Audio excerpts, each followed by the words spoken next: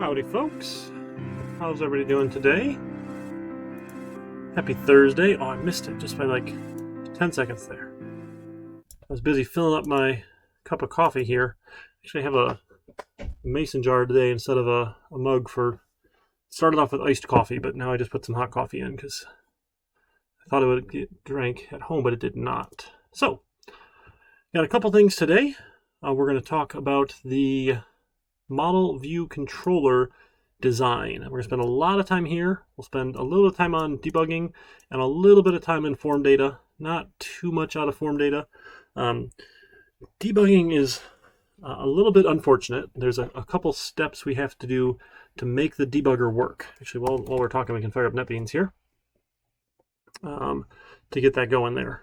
So we'll get it moving. So what my plan is we'll talk about the model view controller design, and we're going to modify our little store program to use this here. So you don't need to do this at all for your project too. If you want to from here on out, if it's not done yet, go for it. If it's already done, then don't worry about it. We can come back and modify it later, or you can use my example after we're done.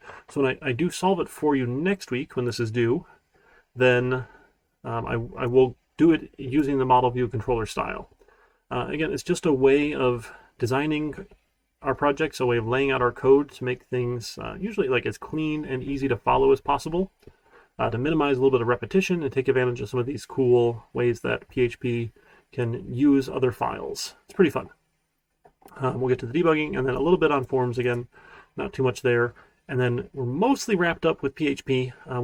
Next week we'll finish up with arrays, functions, and objects. Objects is building out classes in PHP, writing our own custom functions for things, and then using arrays for storing multiple pieces of information, right, in a single variable. And then we'll have our midterm. So later I'm going to post the last semester's midterm for you folks to see, and then we can come back and next week we'll go over any of the questions you might have about it. So I think it might have been later in the semester last time. I'll have to look and see because I feel like we had a Java question. So I think with the way midwinter break was, I wanted to have midterm before the break so you didn't spend your break studying or anything like that. So we'll wrap up project 2 next week. The week after that, 224, I have no plans to lecture at all or talk about anything, so you'll have the whole time to prep for and take the midterm. It's not time-bound, aside from the due date. So you can click start, just like the chapter quizzes, come back to it, save your progress, work on it throughout the week. So I did try and avoid the time-bound tests if I can. I don't think that's a good way of measuring if you're able to do something. Not that, time's not important. Like, you're not going to have, like, weeks and weeks and weeks and weeks to finish a project in, the professional world. But rarely do they say, hey, sit down, do this in 4 hours, and have it done. That's it. Right? Generally, deadlines are a little bit more reasonable than things like that. So having time-bound exams are a little bit silly. And then we'll take our midwinter recess, and then we'll come back. The last 2 little bits, we'll talk about secure websites, basic authentication, and email in PHP. And then we'll switch over to, hey, this is the intro to Java and Tomcat. We'll pick up our 3rd project. And then we'll work on our servlets, our Java server pages, a little bit of object-oriented review here from chapter 6. And is that right? That might be, I wonder if that was a bad copy-paste. I'll have to look and see. We'll pick up the last project. This will be our JSP project. That one won't be due until 4/7, but I do want to introduce the final project on March 31st so that you've got an entire month to work on it. So if you still are working on project 4, maybe you don't take the entire month, but I want you to have it so that, because again, that's the biggest portion of your grade here, is that final project. So I want you to have a lot of time on that one. So overall, it makes up 40%, right? These individual projects only make up 30%. So it should go pretty well from that. And then we'll talk about Java with a database here after we've taken up some of these other topics. Then we'll look at sessions and cookies in Java. We use a little bit of that with our authentication things in PHP here. And the last week will be a little shorter. We'll spend some time working on Ajax, how we can make our pages respond to asynchronous JavaScript requests. We'll talk about a couple of frameworks. We don't teach any frameworks. Generally, once you know the fundamentals, the frameworks are really easy to pick up because you'll understand what they're doing. So we'll show a couple, there's some really great getting started pages for a couple common frameworks that you can use. And then the last week, April 28th, I'll actually shut up, and you folks then have a chance to talk. And you'll present your final projects, either the pairs as you work together or individually if you choose not to work with anybody. You'll present your final project on a Zoom session so we can all take turns screen sharing, and we'll call it a night. So I know it's only February, but we're looking out into the end of April already as we're working our way through. We're a third of the way through as of the end of tonight, right? 5 weeks down out of the 15. So you folks are doing pretty well so far. I've got a couple other things to get graded still. I'm sorry. The weekend did not go so hot for me, so I have not graded the Project Zero like I had wanted. My daughter ended up in the ER and took up most of the weekend getting her back to a little bit more normal. So apologies for that, but definitely we'll get those done. Probably after class tonight during our lab time. I can be working on those if between answering questions for you folks, and we can go from there. Okay. All right. So we didn't have a lab due tonight because we were just going to be working on the project. So we'll have a new lab tonight, though. That'll be due next week. So a little bit of doubling up there, but hopefully you got a chance to start the project last week instead of having a lab for it. And if you have questions, let me know.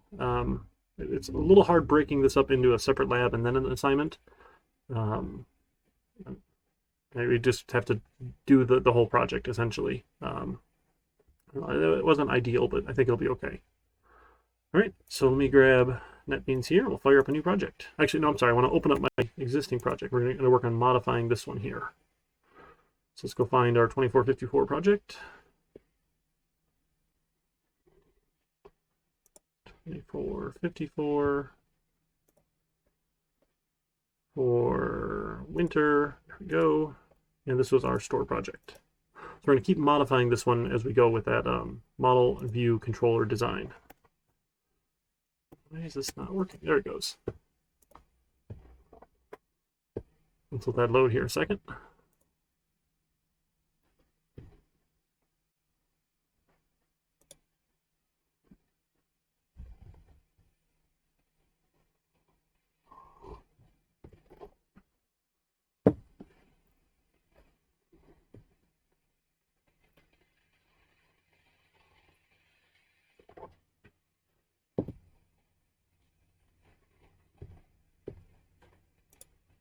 All right, so far, what we've done essentially was have a single page for each sort of operation or each function that we're doing, along with just one single database page that we're going to include or require in our other pages to try and make that a little easier so we don't have to copy paste as much of that database stuff, which is nice in case you ever have to change the password or that sort of thing. But like having a separate add item, add line item, add transaction, delete item, those sorts of things, it takes up a lot here. And then each page then, right, all we had after we added an item essentially was, here's a link to go back to home. Okay, we did all of our PHP code and then we said, oh, hey, you can go back to home here. So it's not great usability wise. It's not the easiest thing to navigate, but it worked. It just wasn't ideal. So we're going to look at using a different model here. So a different way of kind of designing how we respond to requests and give data back. So if you remember, we talked a while ago, the idea with our web server, right, is that you have someone's computer. Thanks for all the ads in here, Microsoft Word. You have somebody's computer over here, right, and they want to send a request out to your web server. Right, so we have our web server out here. Here's our little database with some information. We've got our server here. Right, so this is our web server. This is Apache. Right, then it runs the PHP code, which talks to our database here. So here's our database. And then it sends data back. So this is an HTTP request. And it sends back an HTTP response. And each individual page does its thing, right? The PHP engine runs the PHP code, we generate the right HTTP, and we send it all on back. Now that again ends up being a little bit cluttered here in that we had pages, and if I wanted to then, like on our add item page, if I wanted to go list the items, I'd have to go back and essentially do this same sort of thing where I have this item list.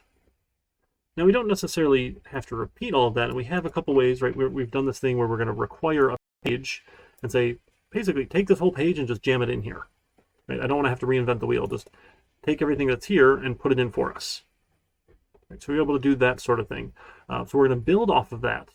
And this idea with our design here is that we have a controller. Now, the controller's job, that's an R there, controller. The controller's job is to figure out what the user wants to do. So our little, this is the user here. Our user sends requests to the controller. And now this all happens, again, inside of Apache, right? This is the big Apache box that's running PHP. So the controller says, okay, what are we going to do? And generally, this is some sort of an index page or, particular, we'll look at other things we can do for pages here. The controller is going to say, okay, what parameters are you sending? And what do you want to do with it? So it's really just PHP code here. There's no HTML at all. And then it will go and look at something we're going to call the model over here. So the model is all of our business logic. So this is where our business logic is. Right? And all of our database communication stuff. So then on my database over here, here's my little database. The model will then go talk to the database. So the controller talks to the model talks to the database sends data back to the model sends stuff back to the controller. So we're able to do our business logic, right? All of the things that we want to do happen in our model. The controller just says, hey, go do that thing, please. Then the controller then uses this thing called a view. These are our views. And the view then is essentially all of the HTML stuff. All the HTML is in the view. The controller says, okay, this view, go send back to the user as a response. So the request comes in, controller gets the request, talks to the model, that's a 3, model talks to the database talks back to the model talks back to the controller gets the view gets sent back to the user. So we got a bunch of steps happening here, but what it's going to let us do is kind of separate all of those different concerns and separate out, well, what needs to happen where, keep just all the HTML stuff in separate files, let the controller just figure out what's supposed to happen and then ask the model to do those things. The model will do those things and then we'll pass it over the view and we should be in pretty good shape. So a little bit funny here, but that's the idea with our design here, is that this is how we want to do it. So we're going to change how we keep all of our code around here. So I'm going to keep an index page essentially, but we're going to be changing it up. So would it be more useful if I keep this project around and then I just make a brand new one, like a version 2 of it? That way I'm not changing them in case you want to find the old versions. Might do that. I might make a version 2. What do you think? And like kind of relaunch it as version 2? Do you think would that be more useful, or would you rather just see what has to change? Okay, version 2 goat. All right, I got to vote for that, so that makes sense. We'll do that. So I'm actually going to close the project. Oh no, I can make a copy without closing it. So same repository, just 2 different folders inside of my repository is all. GitHub, CIS 2454, 2454. So inside of here, right, we had the store project. We had project 0, we had lab 1, we had week 2, these sorts of things. So I'm just going to make another folder here, which is just a copy of store. And I'm going to call this store project v2. Okay, so I'll leave the original store project alone. Yep, I can actually close that one out. And then I'm going to open up store project v2. And we can go do all the modifications to it. Right, here's store project v2. Okay. So what we're going to do is we're going to break apart our logic into the model section. So I'm going to make a folder here for models. And inside of this folder, then I'm going to put all of my model code. So all the different things that I want to have happen, I'm going to put inside my model file. Now, it's weird we talk about these things being functions before we actually really get to deep diving on our own custom functions. But you've had a programming class before, so functions aren't going to be that weird. I think you'll be okay. So we're going to write in here, we want a new PHP file for, this is our item model. Or item underscore model. We'll keep the underscores. So for the item model, this is all things having to do with item. Right, so before we previously had an add item, we had a delete item, we had an update item, right? So I want to be able to combine all of these things. So in my PHP code block then, I say, well, what do we need to add an item? And we're going to separate out, so any of the input stuff should happen in the controller. We just have the model uses a function that says, hey, give me this as an argument. So I'm going to copy all of this here, and let's put this into our item model. We're going to say, hey, this is a function. So this is a function for add item, and then a set of curly braces. So everything inside of that's going to happen. So now I don't want to have to go get all of these out here, right? I want the add item function to accept arguments. So I'll say, hey, give me a SKU, give me a name, give me a quantity, and give me a price. So those are arguments. So they don't need to happen here. We just get past them when we use this function. And give it a little format so everything gets tabbed in a little better. I think we can keep the comments. Why not? It's not going to hurt anything to keep the comments there. And so this one needs to go require that database. Now, the database is also a model at this point. This is how we talk to our database. So I'm going to move it into the models folder here. So we can require once the database PHP file. Notice it adds a ./database.php. So dot, it means the current folder. So it's stuff in the models folder here. We'll go get all that. Okay, so we're just going to try. And if something happens, we'll catch an exception. Again, we can. There's better things we can do. We'll get to that in a little bit here with what we want to do with this. But for adding an item, then, right, you give me the values. I'm going to run that insert command. And we should be good to go. So then I can then move, excuse me. So that was add item. So I'm going to delete add item here. We don't need it anymore. And then we had delete item. So we grab all of the delete item stuff. We're going to come back over to our item model. So this was one function for add. We're going to come down here. We're going to have a function for delete item.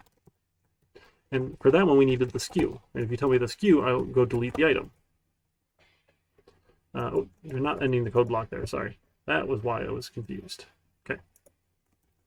So we don't need to go get the SKU out of the request. We're going to be past it as an argument to our function here. We'll go get the database, prepare it, find our value in our query, run it, and we're good to go. So that's our function for delete item, and we can get rid of the delete item page. And then our update item page, again, same thing. Let's go grab all these values here. Go back to our item model, and we're going to say, okay, here's a function then for update item. Given the SKU, actually I'll have to copy paste all those. So given these same values, the SKU, the name, the quantity, and the price, we'll pass them to update item. We don't need to get them out of the request. We'll go do all these here. Got a little format again. So that one should come back there. We'll try these. So we've got update, we've got delete, we have add.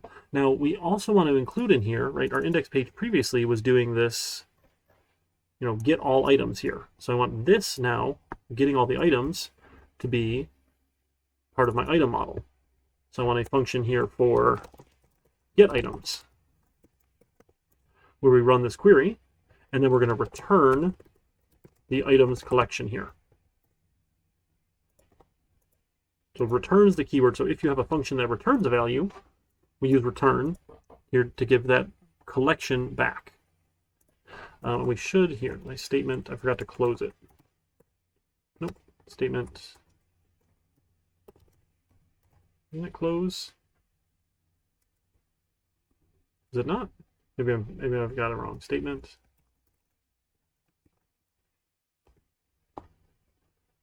What do we want here? I thought it was closed. Maybe not. Okay, that's fine. So we'll just return all those items. Okay, so now we have all these functions for us to go and use here.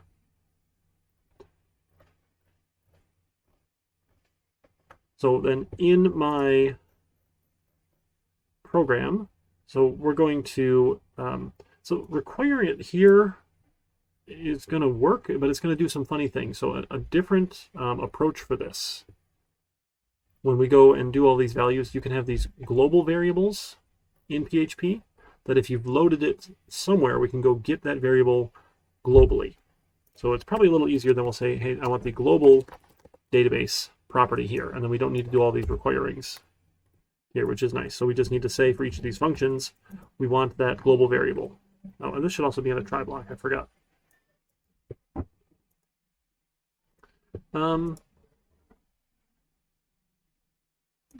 Actually, well, let's leave the try block out, because we're going to put the try on the other side. We'll take out the tries on all these, because it's silly to have it every single time as well. We're just going to add that global database variables to each of these. Okay, give it a little format, and it'll clean it up. So it will get the global database variable that was loaded somewhere else outside of this function, and then we can use it inside the function. Make life a little nicer here. Yeah, there is a close. What is going on here? Why is it not statement close cursor? I thought there was. I'm going to call close cursor. That will it'll make sure it gets cleaned up nicely and not leave the statement open. Weird things can happen behind the scenes if you leave your cursors open. So it's better practice to close all those down. So let me do all that. Close cursor, close cursor. It's not going to hurt anything for our purposes, but you know, if you start trying to scale this out and you're leaving these open and they're not closing them, they'll just kind of hang around. So it's not great. All right, so back to the index page then. So my index page doesn't need to do any of this here. All right, we're going to require the database, and then actually all of this then is going to move out as well. We'll get to that in a little bit. And now there's no longer a page right here for database, right, when I go to require something, because it's in the models folder. So it's models/database.php. Database.php, because I moved it into this models folder. So before the path was just relative, saying, oh, hey, go find that thing, go find that item. Well, let's go delete that one. We still have transaction, we still have line item, we'll take care of those ones after, but we've worked on item here so far. Right? So we're going to require then the model database page, and then we also want to require the models folder. No, why? Goodness, this typing thing is not working for me here. Models folder, item model.php. We can go get that model folder back out. Okay. Then what we want to do is we want to figure out, well, what is happening? What is the user asking us to do? So we're going to say, what is this action? So we're going to use action in our forms to tell this controller, hey, I want to do a particular action of add or update or delete. Those sorts of things here. So we're going to try and get our filter input. And let's see if there's an action. I'm sorry, we'll look at the input, maybe post. We'll check both here. We'll check post first for action. Action. And then remember, if the filter input doesn't find it, then it's going to be null. So I can say, hey, if action is equal to null, null's that special, there is no value here. Let's see if we can set it then to our filter input off the get. So it's going to check both the post and the get here to see if we can find an action. And then if there is no action, again, if our action is null, one last time, then we'll just say, okay, hey, our action is going to be, how about list items? So we're going to check for, well, what do you want to do here? Do you want to list? Do you want to update? Do you want to read? Do you want to delete? What particular action are you doing here? Then we can say, okay, hey, if my action is equal to, hey, thanks so much for following along. Glad to have you here. So if our action is equal to list items, right? Then what we want to do is, okay, now I need to go and use that function. So I can say, hey, I want items is equal to my function name was get items, right? And get items comes from that item model PHP. Item, was it Bart? I'm sorry. Item model should be comma, not mode. Did I? Oh, mode. Thank you. Model. Model, not mode. Okay. A hard time reading. Thank you. Yes. Bonus points for you there, Bart. You found that. So unfortunately, you do exclamation point bonus points in chat there, and the bot will be happy to award you some bonus points. But unfortunately, it's like whose line is it anyway, where they don't actually mean anything. They're just for fun. All right, so we'll get all of our items here for our list products.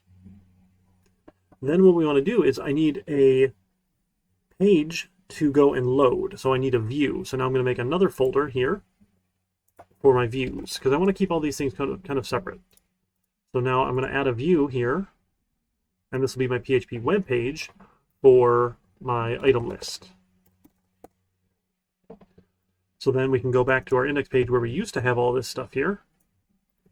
Let's grab all of this. And this will be my item view page here. So I'm going to cut all that out. Come back to our item list page. Let's put all that in. Okay, so we have our table here. Right, we're going to loop over each item in our collection using our little for each loop. Let's tab it in. Nope, not that one. No, come on. Format, and then tab this one in. That's the one I wanted to tab in. My PHP for loop. Make that cleaner. Let's put that all on one page, or one line here, just to make that a little nicer. Okay, I think that looks a little nicer now. Oh, I had that as a comment, that's why. So this we need now, if it's outside of the PHP block, it has to be an HTML comment. That's why, okay, that's why I had it in there. It was a code comment. I'm remembering now. Okay, so that's the table then. So we're going to include that. Okay, and then actually we want, let's have our form there as well. We'll have, go to this index page, let's cut all this out too. Let's take all of our forms here. Take all that, put it in the item list page. But now for my targets for these forms now, I don't need to go to the individual pages. I just need to go to the index page for each of these. I don't need to go to separate ones, which is going to be nice here. You'll see in a second.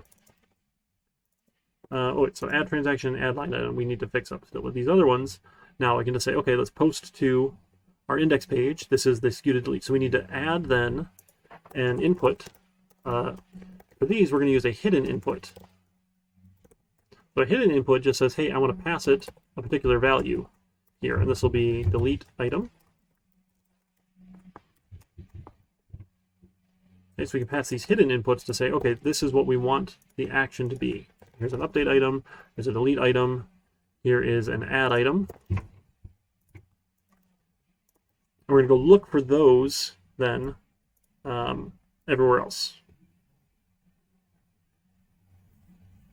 Okay.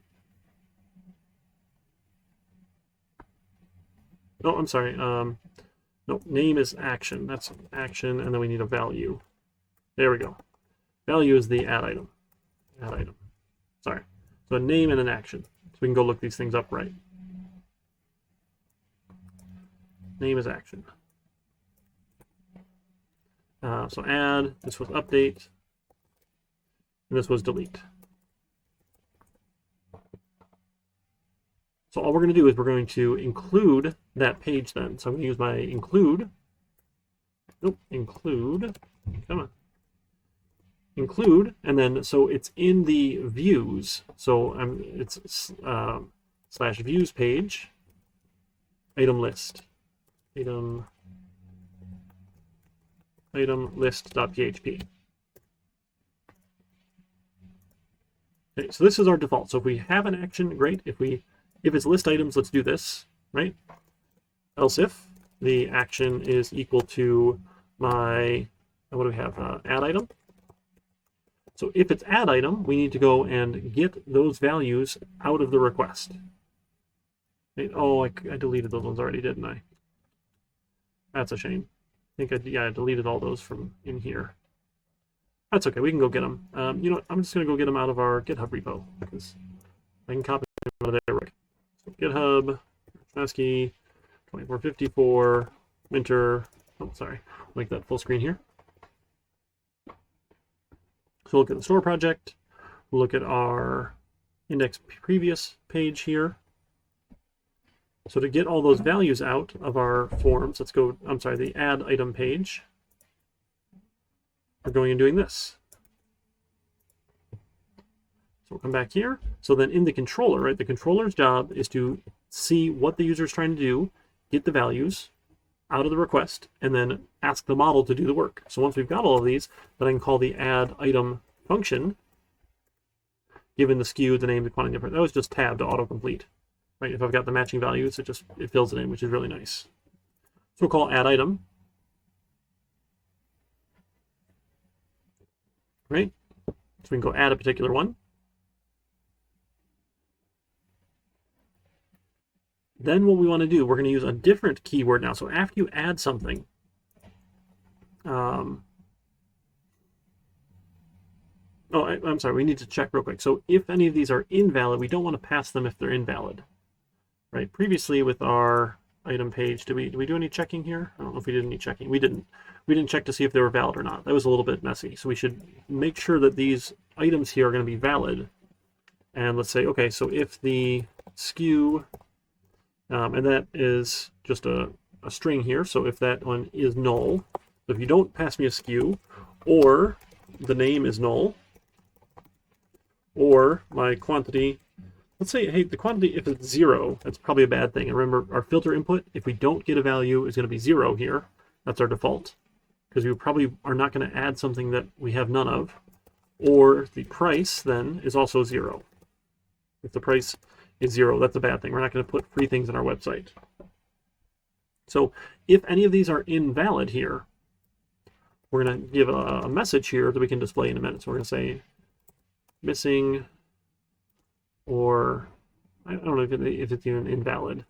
Sure, missing or invalid, SKU, name, quantity, or price. We'll have a message, and then we're going to send them to an error page. We're going to include a new page here. Include, and now this will be, we could put it in views, I guess, or keeping those a little bit separate. Maybe we'll have a separate errors page here. I like that. Let's do a new folder for errors. So let's have a folder for errors, and we'll have a error.php page. So in the error.php page, we can just echo the error.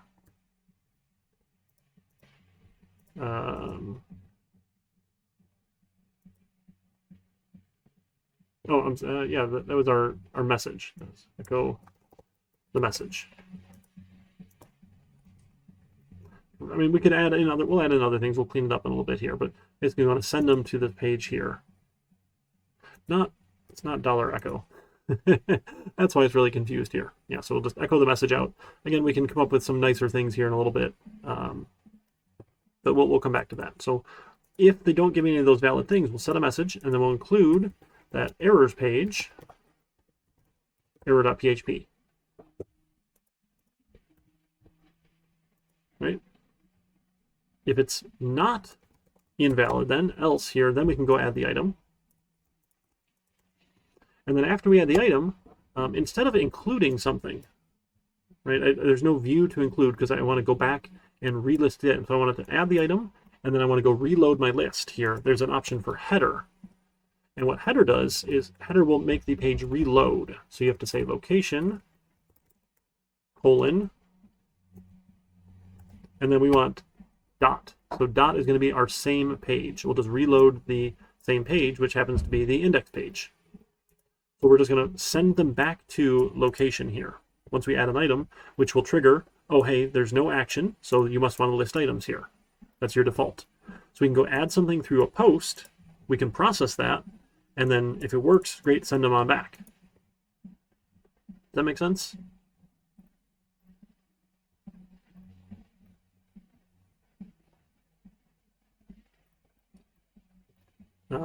And then other fun things we can do here, we can take essentially from our view here, we can have a single PHP file we'll call the header view, and then this can just be all of that HTML here at the top. Right? Anything we want to have in here about our particular page, we can start off. Right? And then we can even have, let me take all of this body here, and we'll put that in header. So the header then, this is our, I don't know, item shop here, and then in the body we're going to include a header object, and in that maybe an h2 into our awesome item shop and our h2. So this will be a little HTML header that we can include in the other pages. We can do the same thing with a footer. So anytime we want to have the same header or footer, we can have separate pages for it here. So the footer then might say, hey, here's the footer object in HTML, and then we can add in, I don't know, how about just a little copyright notice. So we'll have a new paragraph maybe, and then in that paragraph we'll have our little copyright notice, copy.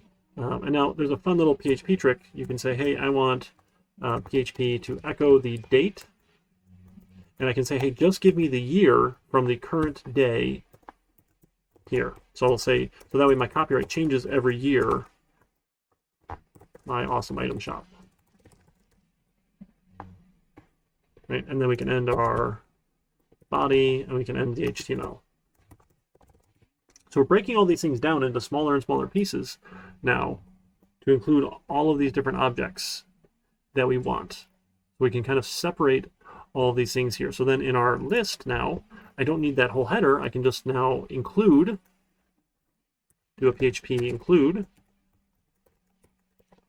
Oh my goodness, question mark PHP.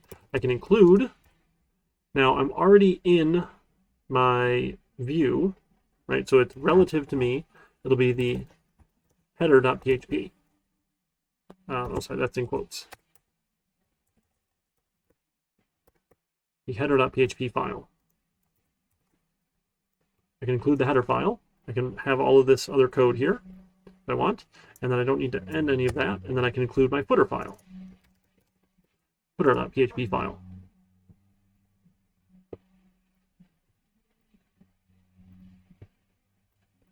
Okay, so that will show all of the different things that I want here from my view.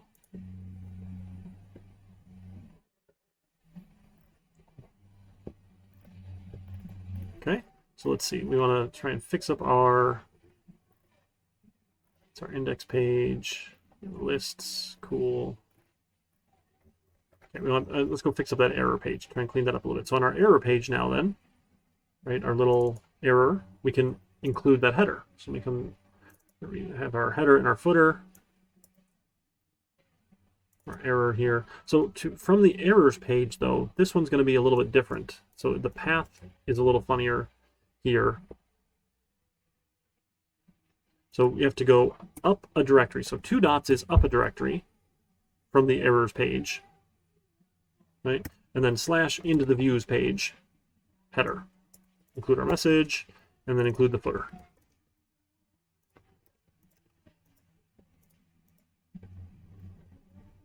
Semicolons, there we go. Include our footer. We should be able to get that out pretty well from the error page there. Let's see.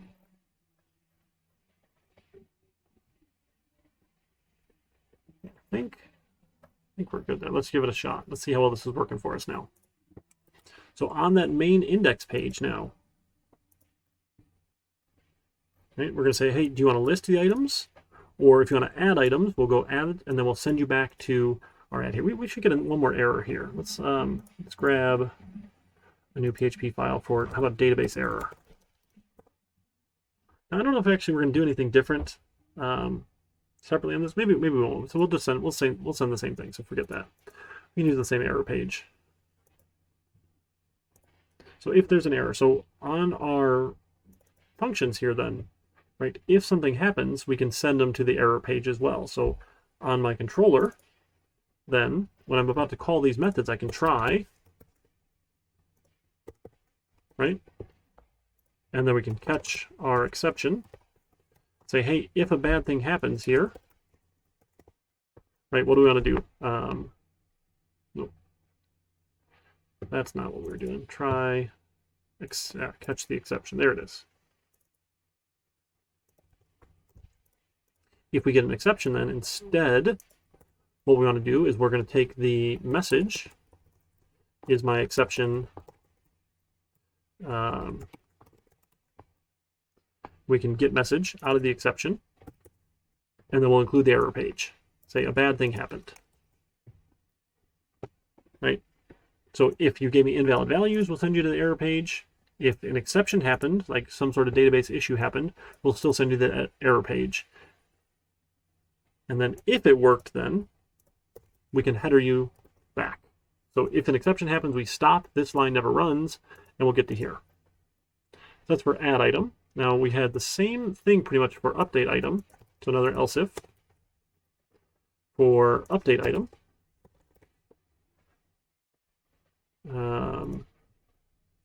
Oh, I was in the wrong location. There's our else if. There. That line up better? So yeah, okay, so if we're going to update item, we'll get all of those. Invalid. Now we want to call the update item function. Still takes the same parameters. We'll do it. If there's an exception, we'll get that exception. Great. And then we want an else if there's a delete here. If you want to delete an item, all we need is the SKU, right? And if the SKU is null, we can say, hey, invalid SKU. Send them to an error page. Otherwise, we will delete item given the SKU. And then send them on back. Otherwise, catch the exception, right? Send them to the error page. So the code is looking quite different from what it was before. Hopefully you're tracking okay. So we've moved out all of the business logic into our model here. So all of the different database stuff is happening in different functions in our file. We have the database connection set up over here, so we can get our database. And then our index page is now the controller. It just says, okay, what do you want to do here? Okay, if you want to do something, great. I'll figure out what it is, and then I'll do those things, and I'll send you to the right view. Now these ones, they only will include views if an error happens. Otherwise, it's going to bounce you back to that main page, which is nice. So when you bounce back, the refresh is going to work really well. It's not going to have any issues with the refresh, and it should be a little cleaner here. Let's give it a shot. Let's cross our fingers. It probably is not going to work the first time right off the bat. Not the registration project. Wasn't it store? This was store, right? Oh, we should probably start up the Apache server and the MySQL server. We probably need the database working too, right? Let's give that a shot here. So we need to start those ones, start Apache, and start MySQL. No, we don't need that.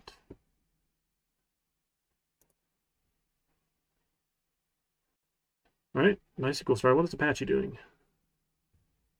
There it goes. Okay, it just took a little while here. And let's make sure we're sending this to the right. Oh, is it store project? Let's check our properties here. So we're going to copy everything over to, why is it registration project? It should be store project, right? Well, that's really weird. We want store project and run to the store project. Now, some of us not gotten saved quite right. Okay, now let's try and run it. See if we can launch our store project here. Okay. Uh-oh. Include header.php. Failed to include it from the item list page. So when we're including item list, remember we're essentially copying the code into our other page. So when we say, hey, I want to include the item list page, where did that one go? For our list items, it goes and grabs it. So we need to fix up our view then. So this needs to say include the views folder header page. Same probably with the footer here then. So it's views, footer. Because when we do the include, it just essentially grabs everything that's in it and just jams it in right in this location. And in this location, that file is inside of another folder relative to here. So if we go look at like htdocs here, let's go grab our htdocs folder. Xampp, htdocs. So inside of htdocs, we have the store project. And then in store project, right, we have the index page, we have errors, models, and views. Right, so inside of views then, right, is where I had to go find all those views. So from index.php, I have to go into the views file to go find it. You know what, I actually want to move error. I'm going to put error inside of views too. Forget this whole errors folder, because that's going to be annoying. So where do we have our errors then? Add error. Let's just grab views for that. I think it's going to be easier. The book has a separate errors folder, but we don't need to mess with that. I think it's going to make life more complicated. All right, so error can just be a view. All right, let's try that again. Let's give it a run. Okay, so we get welcome to our awesome item shop, right? Remember, that's coming from the header. We come down to the bottom, we get the copyright 2022, my awesome item shop. That's coming from the footer.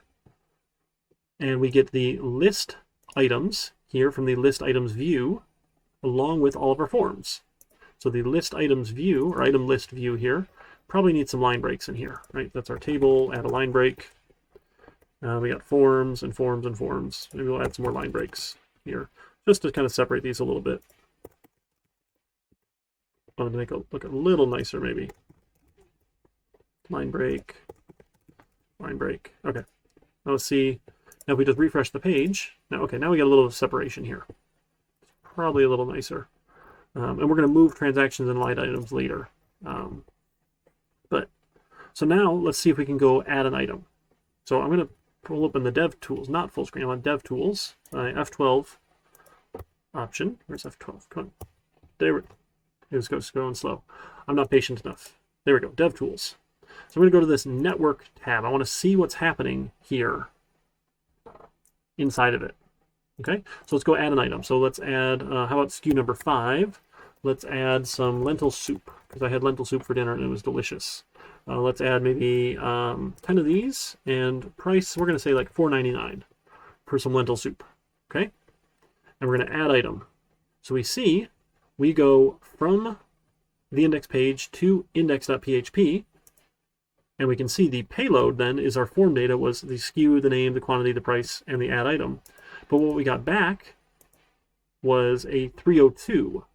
So this 302 is that redirect. When we get a header here, right, when we said, hey, I want you to header back to, we did an add item, header back to this location dot, that's that 302. It's saying, oh, okay, fine, but go back to the store project page and reload that. And now we get the 200. So you'll notice there's nothing in here, and then in the not the response. There's my, yeah, there's no payload. There's no data being sent here. It's not a post request we're getting here. So now I can come back to this page and I can refresh all I want, and I'm not going to get that, oh, hey, did you really want to refresh here? Because you were about to post. Remember when we were sending post data before and you went to refresh? It gave you that warning, hey, are you really sure you want to refresh? So that's the benefit of using these headers here, is it will redirect back to the index page with a get. The refresh doesn't warn.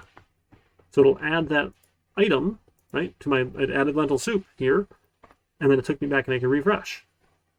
All right, let's see if update works. So let's go update lentil soup. The new name should be, this is how about yellow lentil soup?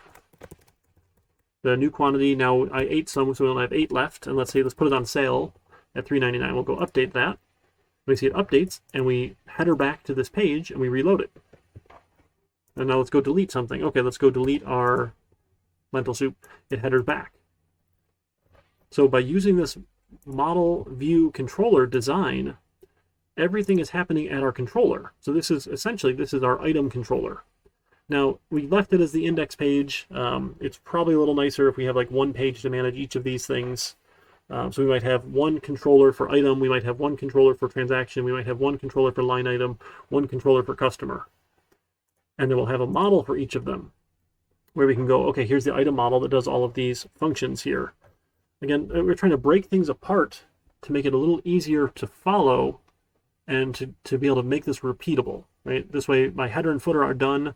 Let's see if we can get an error here, right? So if I don't send something through, let's make sure our error page works. Let's just add an empty item. Oh goodness, including views header failed to open from error line 2. That's our error page, uh-oh. Oh, it's not up a directory, sorry, so not ... So just current directory, views, header, and footer. Let's go back and try that again. So we'll just add an empty item. We get missing or invalid SKU, name, quantity, or price. We probably want something to like go back from here, right? On our error page. So we give them the message, and then maybe we would say, hey, go back. So we'll add a little href to our index.php, and we'll say go back to home. And we'll end the anchor. Oh, that's outside of the code block then. So we can end the code block, start a new code block for including that footer. There. We'll just have a little go back to home page. So if we send through something invalid, we get missing or invalid SKU, name, quantity, price, go back to home. Okay, that's a little ugly there. There's maybe add a line break, right? Okay. Now this one's saying, hey, if I refresh, do we want to resubmit? Because we included the error here, so we're still on that post data. Right, when we included this, so when I went to sending them to this error page, we included this. We didn't header them anywhere.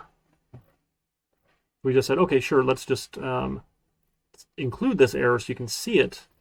It's a little bit ugly, but I think it'll be okay. Because really we want them to go back, right?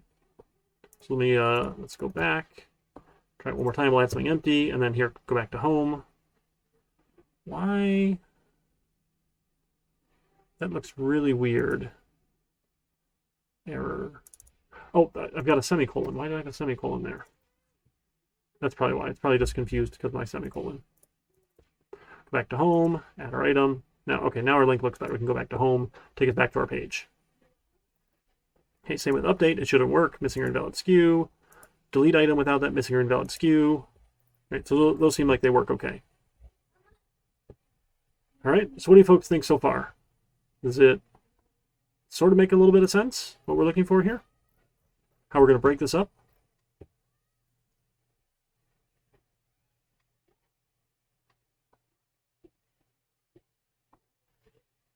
Stretch. All right. Yeah, thank you. Thanks, Emily.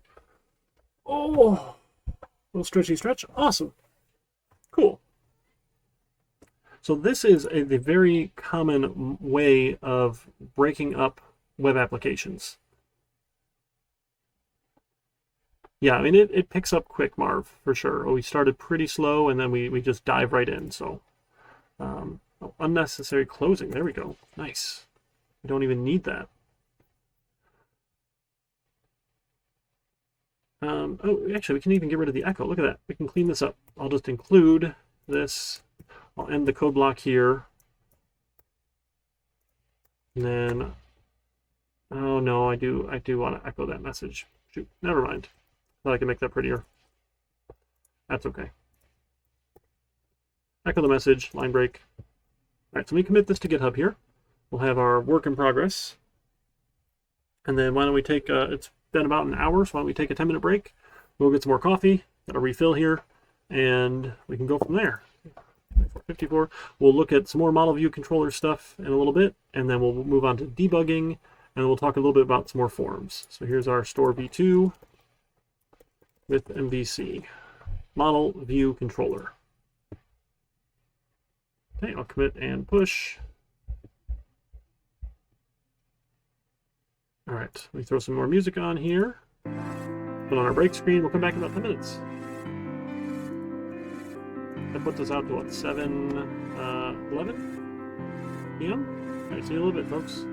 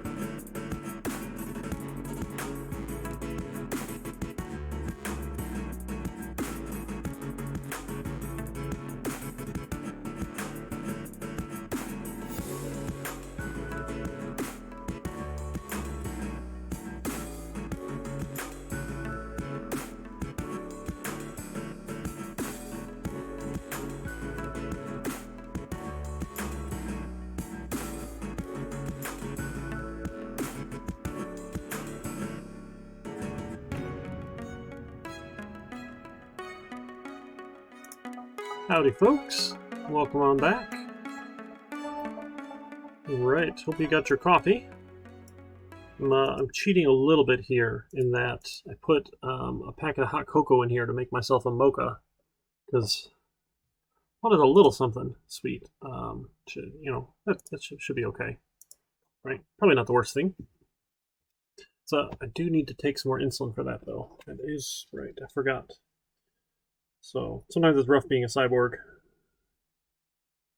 Yeah, that's probably what, another 20? Yeah, Right? Sure, it just says nothing. That's fine. All right.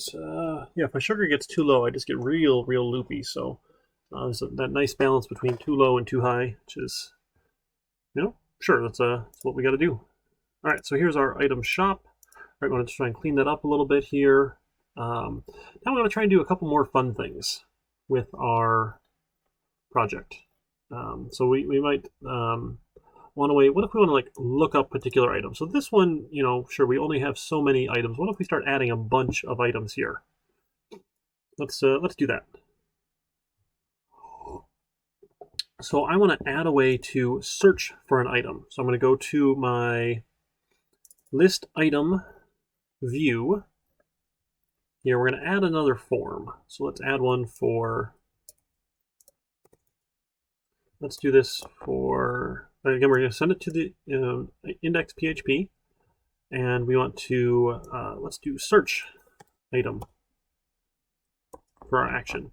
And actually, we can leave this as list here, which is fun, and we can search for an item. Let's do a search by name here.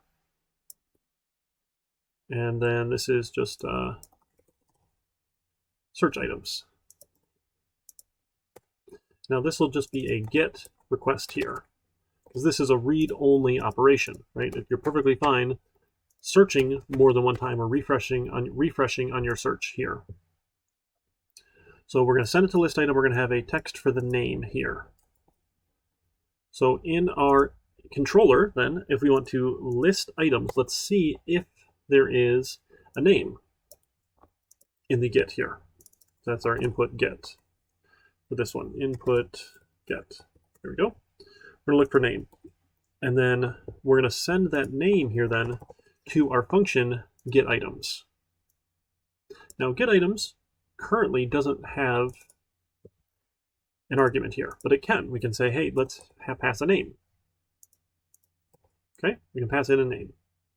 Then we can check to see, hey, if there's a name, we can go do something with it here. So what's fun, we'll start with this base query, and then we'll say, hey, if name is not null, let's go do something. So if it's not null, I'm going to take my query, and I want to append in there, right? This append operation is dot in PHP for who knows why, but that's what it is. We'll say where, then we want the name.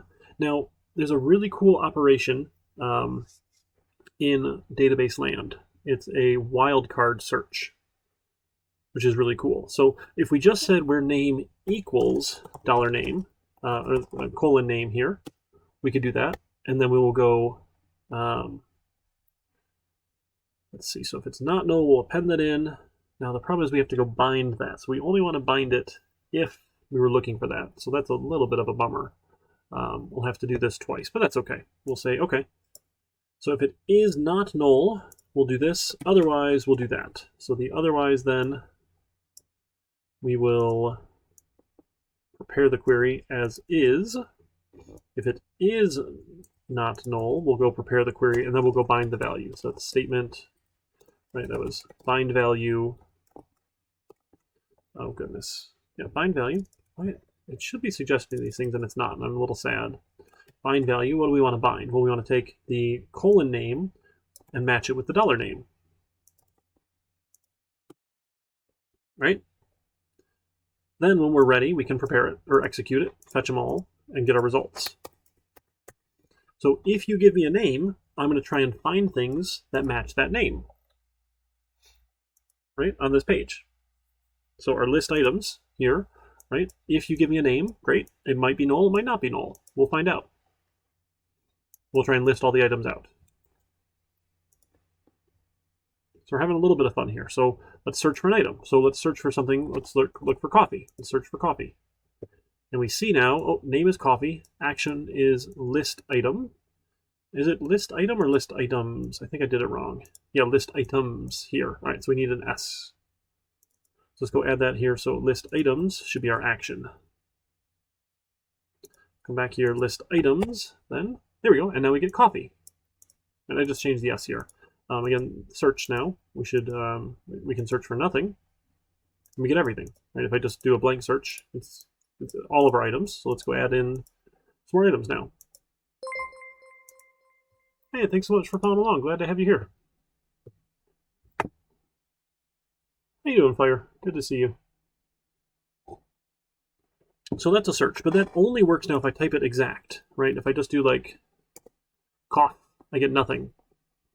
Which is a little weird that we're not like showing what they're searching for either, right? That it just shows up and it looks blank for some reason. So maybe we want to have some way then of showing if we're searching for something in our item list. So we can say, maybe up here in our table, maybe, I don't know, maybe we'll include that here. We'll say, here's a new paragraph or something, you know, searching for, or filtering for something, I don't know, and then we can do a PHP echo name.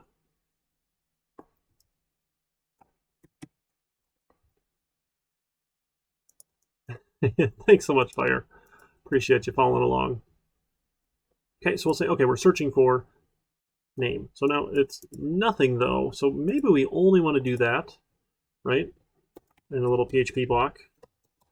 If $name does not equal null. If it's not null, then we can echo searching for, and then I don't even have to include that, right? I can say name. Remember, with the double quotes here, we can do an echo like that. And we can end that block. That's maybe a little bit ugly, but that's probably okay here, right? Semicolon. There we go. Wonder why that was upset with me. So if there's a name, we'll include that we're searching for the name. If there's not a name, we won't bother. Right? So now it's gone, but if I search for something like cough, I'll say searching for cough, not there. And just go back for searching for everything.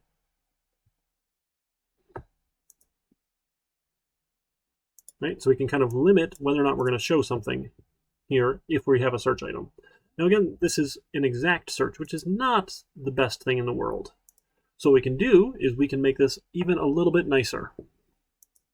Right? So I'm going to automatically add wildcards, which is super crazy, but we can do that. So in SQL land, you can say like. So like is an operator that lets you do wildcard searches. So instead of equals, it works for doing text searches. So right off the bat, just saving that's not going to really change a whole lot here, right? I can still just say, hey, I want to search for coffee. It's going to work, searching for coffee. I search for cough, we get nothing. If I just search everything, we get it all. So it still just works, but now what we can do, you can add a character. So I can take my name, and I want it to equal, I'm going to change the value of name. I want it to equal a %, append name, append another %. So I'm going to sandwich it with %. So on either direction, right, I'm going to get %, the name, %. Right? I don't know, I'm looking at this is my right hand, and it's not a mirror, and I was weirded out for a minute there. So if I append in %, when using like, % is a wildcard. So that means it's going to match anything there that matches. Let's give that a run. Now if I search for, say, cough, I'm going to get coffee because it's the wildcard here. So anything after COF that matches will match. I could also search for FF, and coffee will match because FF, anything that has an FF to the front or the back will match here. I just search for everything again. So how about we do chip? We get chocolate chip cookies. Right, let's go add an item here. So let's add an item SKU. How about 5? This will be chocolate chips here then. Chips. We'll say we've got a dozen of those, and that's maybe $1.99 a bag. We'll add that. So back. So now I have chocolate chip cookies and I have chocolate chips. So if I search for chip, now I get chocolate chip cookies and chocolate chips. So it's a wildcard search, and it is not case sensitive, which is nice. Right? So chip matches capital C chip. So databases generally are pretty handy about searching here. But now you'll see, hey, that name is coming in as the get action here, a get parameter, and then we have the action for list items. Again, we can leave the action off. It's not really necessary, but it's nice if we could specify it if we know what it is. So now name is null, and we're searching items here. We can go add items, we can update items, we can delete items. So I don't know about you. Would you rather buy a dozen cookies for $1.99 or buy just the chip that you need for $1.99? I guess that's only one cookie, right? I guess it doesn't say how many cookies, right? It's not a dozen of them. We just have 12 in stock. I suppose that's what that's telling us there, right? But we can use this really cool search operator, right, to say, okay, if it matches, let's go for it. Now, we did a bad thing here, right? Or maybe we did a bad thing. Did we do our HTML special characters? We did. Okay, good. We did an HTML special characters so that we're not going to run into any big issues here. And we are adding it nicely with the bind values, so we should be fine. Right, we're doing it the proper way. Generally, you don't want to start mucking around with their values, but it's okay. That's not going to hurt anything. Excuse me a minute. Oh, Firebug, thank you so much for donating those bits to the Student Scholarship Fund over at the University of Michigan Dearborn College of Engineering and Computer Science. That's a mouthful. That's so awesome. Yeah, I get paid to teach these classes, so anything that gets cheered or any money from subscriptions, it just goes over to the scholarship fund because college is way too expensive here in the United States. It is insane. Now, I shouldn't complain too much because I'm assuming if the cost of tuition goes down, they'll want to pay me less. But, you know, we have our own issues in higher education, and it's a bit of a racket. I apologize. So, oh, thank you so much. I appreciate that, Firebug. No, that's fantastic. Thank you. Just appreciate you being here. Okay, so we can have all sorts of fun queries then. We can start adding in additional values. Now, one thing to note here, I spent a little bit of time helping somebody troubleshoot because when they had this base part of the query, and they went down to another line, like some of these queries here like take up more than one line, here, there has to be a space before the next one. So I would just suggest adding a space at either end before you forget here, because extra spaces, it's not going to care about. No big deal here. But it's really easy. If you're missing the space, it's going to be upset. Now in this case, because we're comma separating, I think we'll be okay. But again, you know, extra spaces aren't going to hurt anything. So definitely good to have lots of spaces around when your queries show up on more than one line, because if you append two things together and there aren't spaces, it's going to be upset. So definitely be careful with your spaces. So I did have this extra space here, specifically so that it wouldn't be the word itemware. Right? If I don't have that space, this is actually good. Let's see if that triggers our error catching, because we should see if that works, right? With the database error. Let's go search for chip again. Yeah, here we go. I get my error page. Oops, uh-oh. Where's my header and footer? Was this not? It did. Oh, shoot. Oh, we didn't have a try catch here. Oh my goodness. Friends, we need the try catch block. Try then to get items out, right? And include that page if it works, or catch and include the error message. There we go. That's a little nicer here, isn't it? That's a little bit nicer. Okay. We'll try and get items and include the list if we can. Otherwise, we'll catch the exception. That was a good test. That was totally on purpose. I meant to do that to show you this is what happens. Okay, so let's search for what we're going to do here again. Yeah, so search for chip, right? There we go. Now we get our message. Syntax error or access violation. You have an error in your SQL syntax. Check the manual that corresponds to your MariaDB server version for the right syntax to use near like chip at line 1. Well, that's not the most helpful thing. There's some sort of message going on there, right? But what happened, right, is we had item where ran together. So the actual query itself was the wrong word. Now, how would we know that without looking at that error message? And now this is a good segue to talk about debugging. Hooray, debugging. We love debugging. So a couple funny things for debugging. It's not the hardest thing, but it's a little funny. So we're going to go to Apache. We're going to click on admin. We want to launch out that admin page. And again, I have the wrong port number because it's crazy. So we fix that here. So I don't have localhost. I have localhost 5080. Excuse me. Now, if you go to PHP info, it's going to tell us all sorts of things about PHP. one of those things is this thing called Phpxdebug. Oh, is it not there? Debug. Oh, Zen debug. That's what it was. So I don't have any debugging set currently. That's okay. We will go figure it out. So if I try and just hit run with like the debugger here, it's not going to do a whole lot. Let's see. Yeah, I want to let it access it. Should be fine. I got a little Windows security alert. I don't know if that was actually showing up on the screen or not. Yes, allow the access, please. Okay, it did show up. Good. But we never added any breakpoints either. I guess we should add a breakpoint. How about in our item? Well, let's do it in our controller. Why not? We'll do it right at the action here.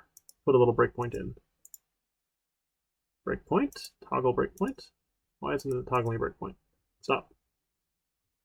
Aha! I get a warning. So it never really connected. So it says, hey, you have to go do some things here. Oof. Well, this is a little funny here. So what we have to do is we need to go and update our PHP Ini file. Now we need version 3. The book takes you through the old stuff. Again, if you went with all the old versions, it should be fine with version 2, but we went with the latest tool, so we need version 3 here. So I'm going to copy this stuff for Phpxdebug 3, copies these couple lines here, and we're going to go to our PHP Ini file. So we're going to go to config and PHP Ini. Here's our PHP Ini file. And there's a bunch of stuff in here. This one's really cool. But if we just search like debug, there is a couple mentions of it here, but not a whole lot. Right, a couple things here, but nothing specifically set. So I'm just checking, making sure I didn't have those previously. So I'm going to take the things it told me, and I'm just going to put it here up at the top, because we don't really care. So I'm going to say xdebug mode equals debug, xdebug client host is localhost, xdebug client port 903, xdebug IDE key, NetBeans xdebug. Looks like a bunch of nonsense, but that's okay. So we're going to put that into our PHP Ini file, close it, and we're going to stop and start it. The next thing we need to do, oh, that was the wrong option there, is in a browser here, we're just going to go Google Phpxdebug. Hey, thanks for following along. So Phpxdebug.org is the site we're going to go to here.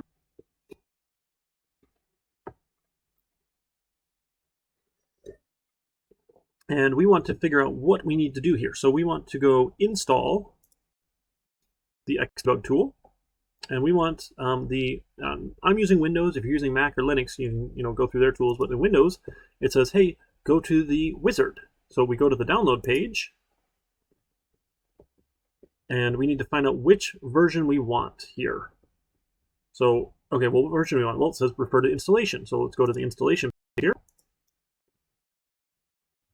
And the installation page, oh, I want Windows, help with the wizard. These instructions. I've clicked the wrong link. Here we go. These instructions. So the wizard says, okay, go to your PHP info page, right? The full output from PHP info, or go to your PHP info, right? We went to this PHP info page. There's everything. Hit Control A for copy, or Control A for everything, right? Or up to the top. There's a lot of things to copy. So definitely grabbing everything. This like select all is the right option here. So you can right click. I think there's a select all. Oh, there's not even here. So I don't remember. Control A is the shortcut for select all. Copy all. Over to the wizard. Paste in. Right click paste or Control V for paste. And come on down and say analyze my info. And it says, okay, is Xdebug installed? No. What are we doing here? So it says, hey, go download this one. Go put it in this folder. Rename it to Phpxdebug. Update your PHP Ini file. Add this line, Zend extension is Xdebug. And we're good to go. Sure, let's give it a try. So, download the file. Click on the file. Click on the file. Come on, where's my little download? Come on, Edge. Try that in a new tab, maybe. Nothing. Edge, you're killing me. I haven't actually tried this on Windows 11 lately. Come Can I right click and save link as? Maybe? It's not let me do that either. Oh goodness. Why? Why? It doesn't like me. All right, that's fine. We'll just go to the downloads page. So I'm going to just copy this link here over to downloads. PHP 3.3.1. PHP. Oh, goodness. 3.3.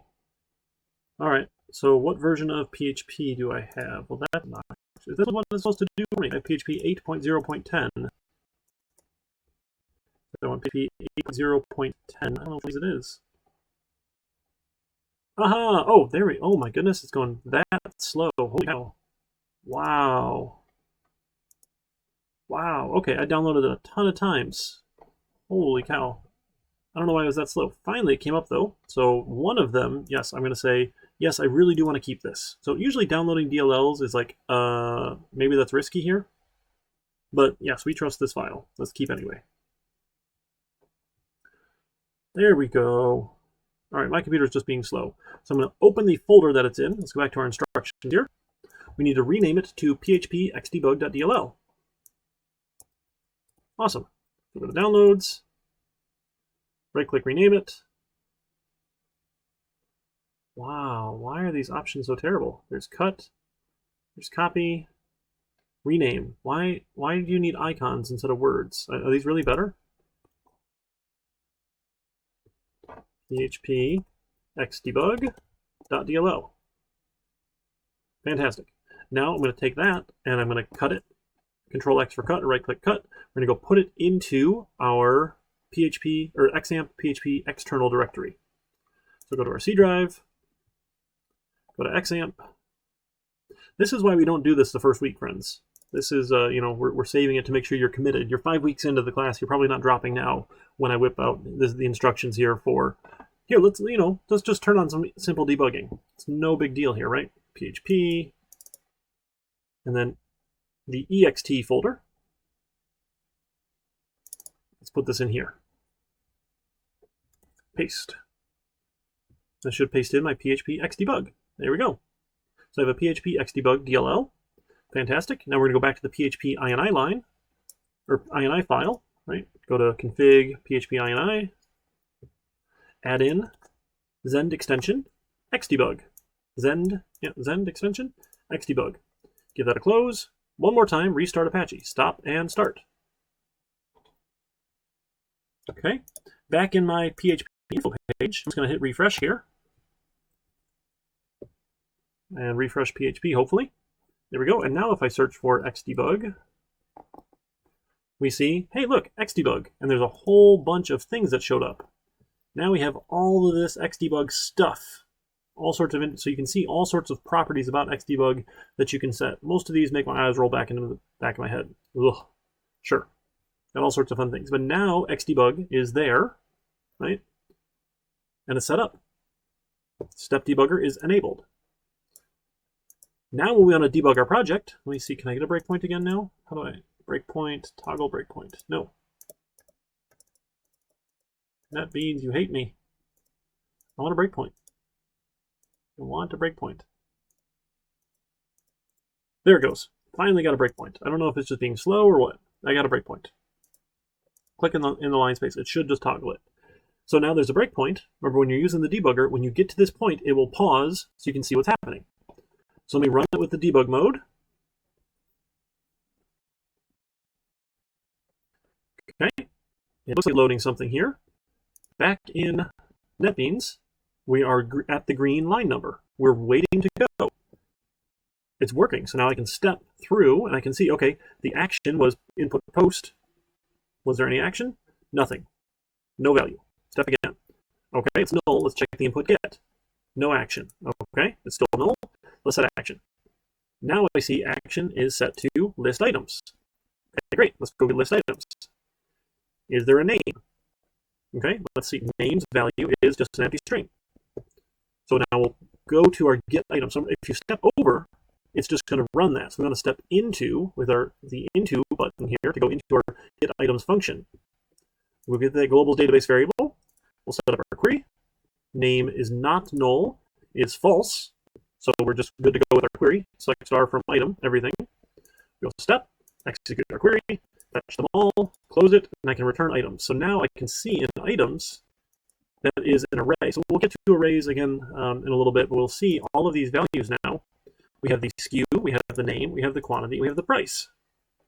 You can also get them out by index value. Remember, I mentioned this like once. It's really bad form to get things out by index value, especially if you're doing a select star. It's not the worst thing in the world to get it out if you're saying, hey, select this particular column, but for us, we're just doing select star, and there's no guarantee that they'll be in the same order. So always my name is proper. There's 5 items, right? Indexes 0 through 4. And we can just continue out now, and our program will come back. And now on our page, it has run, and notice we have these extra variables here for debugging. Right? That's what gets put up here to do that connection. So not the worst thing in the world, right? You go to Debug Wizard, right? You run the wizard, follow the steps. It's not too bad. So the other piece that was missing, right, was the first time we ran it, and it said, hey, add these couple lines to... Oh yeah, I got all, so the VOD's only hanging around for a little while, Firebug, but everything is out on my YouTube channel. If you do !YouTube, I've got all the classes archived out there. Right, so we added a couple lines to PHP Ini. So I'm going to just copy these here, and I'll put that in the Discord for you folks. Because those are the steps we're going to need to add those, right, to turn on the Phpxdebugging. Then you get the right DLL, right, after you post in your info, download it, rename it, drop it in that folder, and you're good to go. Yeah, look at that. It did work. Nightbot knows a couple tricks.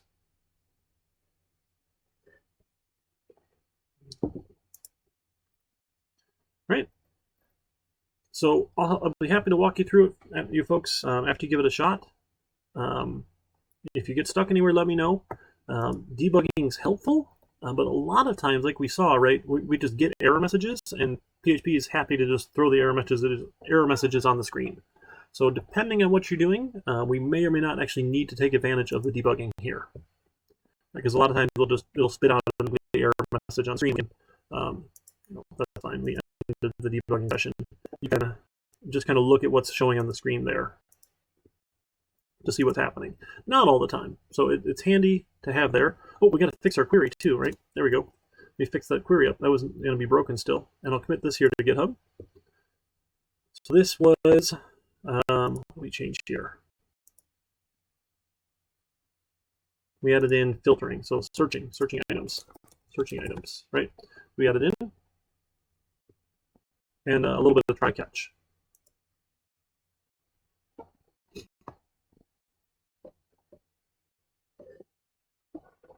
Yeah, I'm gonna need a little more coffee.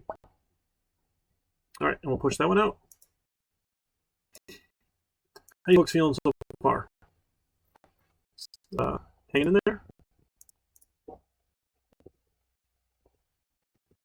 We've got to talk a little bit more about form data from the next chapter as well. And that covers all of our topics from tonight, actually. We'll have time to work on our lab.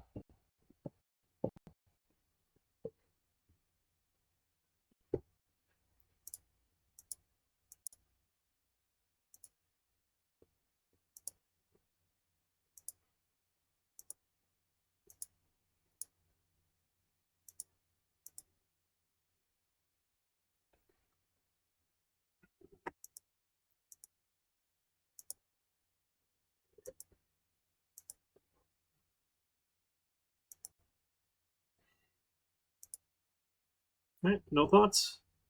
I might have put everyone to sleep. Let's see. Just pausing a second, seeing if anyone has any questions before we keep moving. A decent crowd, so that's cool. Glad you folks are hanging out tonight.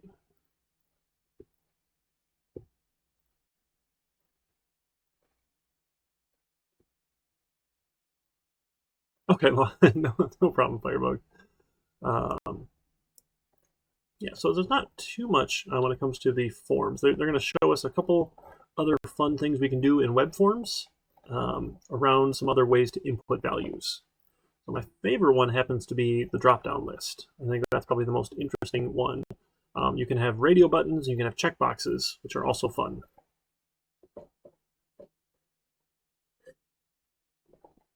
All right. So let's keep going then. We'll go a little longer, and then we'll talk about the next lab exercise. Does that sound okay? I'll post all that in the Discord. I got to remember to do that.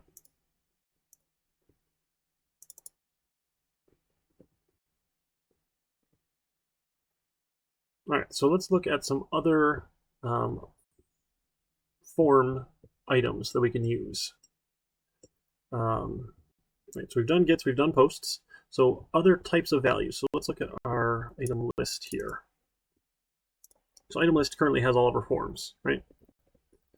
So if we wanted to add, let's see, what else do we have in our, let me pull up the database here real quick. We'll poke around. So the admin page, I'll just import 5080. There we go. 5080, oh, too many slashes, that's weird. Should be fine, I think. Can you imagine not watching the class live? That's for all the students watching later in the week. Yeah, I always prefer live myself. That's more my style. If I'm going to come back to something like when I have time for it, if I haven't like, hey, this is the block of time when I go do this thing, it always gets pushed back by other things that pop up during the day. So I like having, hey, this is the time I'm going to go sit down and do this thing. This generally works out better for my particular kind of learning style. I know everybody learns different, so apparently our asynchronous classes are wildly popular. And we've gotten all sorts of data and stuff from our enrollment services folks about all the online classes filled up first, and we should offer more online classes. The online synchronous, kind of essentially what we're doing, right? Remote is like online synchronous, where you're meeting in person, is one format. Then there's also the online asynchronous, where there's no live meetings. It's all watch things or do discussion posts and that sort of stuff. So I'm interested, to see which one's going to be more popular. So we're going to try this course as an online asynchronous class for the first time in the summer, because come fall semester, we're actually officially launching the software engineering degree program as a fully accessible or fully available online program. So all of the classes that are required then can be taken online. So you don't actually have to come to campus for any of that. And we'll see how well that goes and how popular it is for folks. Because I know some people just have a long drive too, because Oakland County is kind of large. So if you're making a large drive to get to campus, then that is one advantage of having the online classes. So I don't know if they would still want synchronous sessions or if they want asynchronous sessions. So that we don't really have data on yet, which is kind of remains to be seen. And it's tough. There's not generally enough folks who want to take this class so that we could ever run it in two different sections. So I can't really experiment and say, hey, let me offer one that's synchronous and one that's asynchronous and see which one's more popular. And then the other downside is, well, what if I just pick a bad time, right? And what if people don't want to do it on Thursday nights because they have another class on Thursday nights? So the written question on the quiz is graded manually. No, so they're automatically graded, which is generally terrible. So if it marks you wrong and you were close, please let me know. Like if you think you should get the points for it, just let me know and I'll go fix it.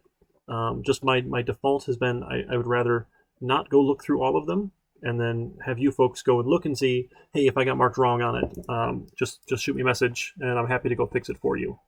Because okay, sure, it's easier for me. I'm going to admit that's definitely a driving reason. But the other reason is hopefully it makes you folks go look at your quizzes, right? You don't just take the quiz to get it done and never look at it again.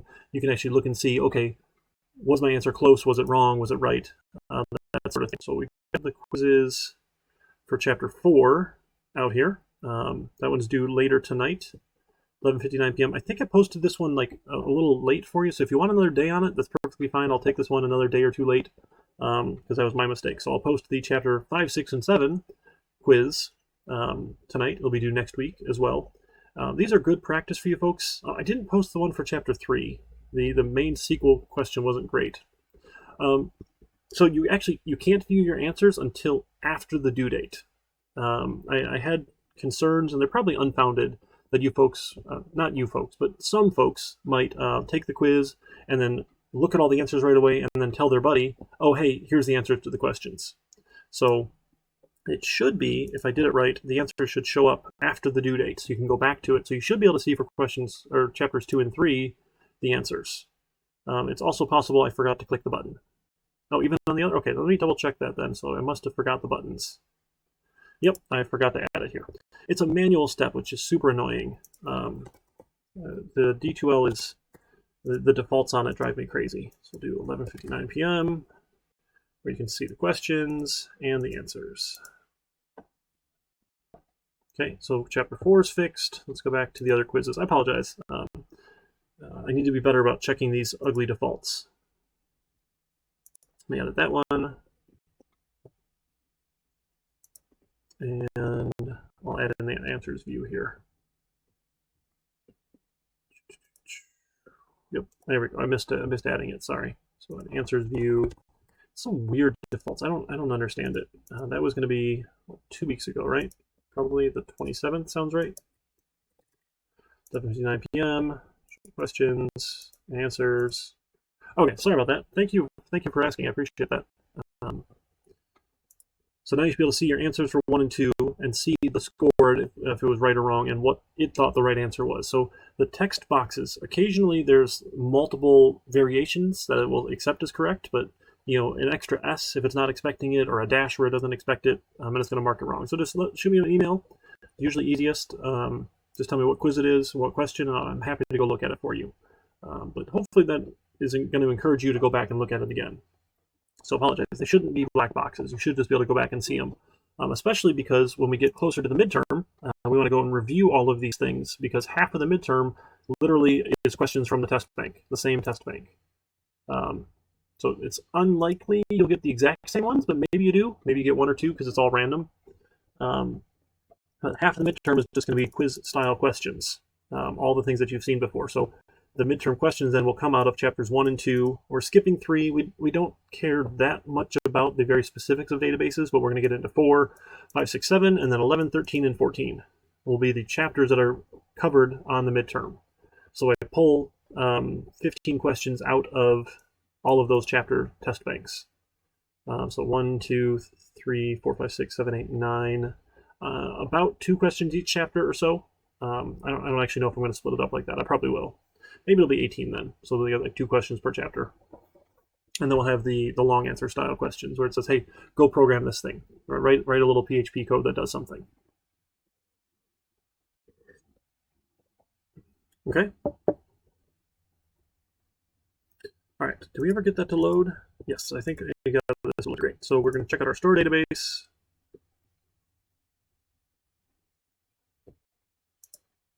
Here's our customer.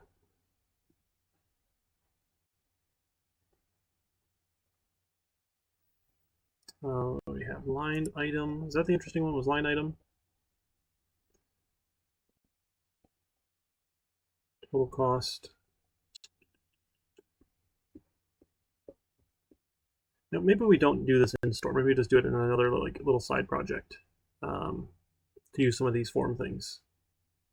I don't know, it's more fun to do with the database, though. That's okay.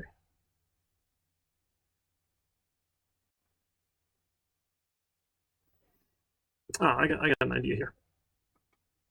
I got an idea. So let's go. So if we look at our main form here, right, we essentially have the exact same form here twice, one for add, one for update. So wouldn't it be nice if we had a way to say, use the same form here and then have 2 different options, one for add, one for update? So we can do that. So let's go and mess with our form here. I like that idea. So we're going to take our, let's see, this is the add item, and this one is the update item. So I'm going to get rid of the update item, one here. And then in this form, we're going to say, hey, now my action is add or update item as my hidden here. And then I'm going to add a little radio button. So I want to add an input of a type of radio. So the idea with radio buttons are that only one radio button can be picked at a time. If you folks know what a radio is, right, you can only listen to one station at a time. Right? So like one of those buttons can be pushed at a time, and that's it. So we'll say, okay, here's the name is going to be add or update.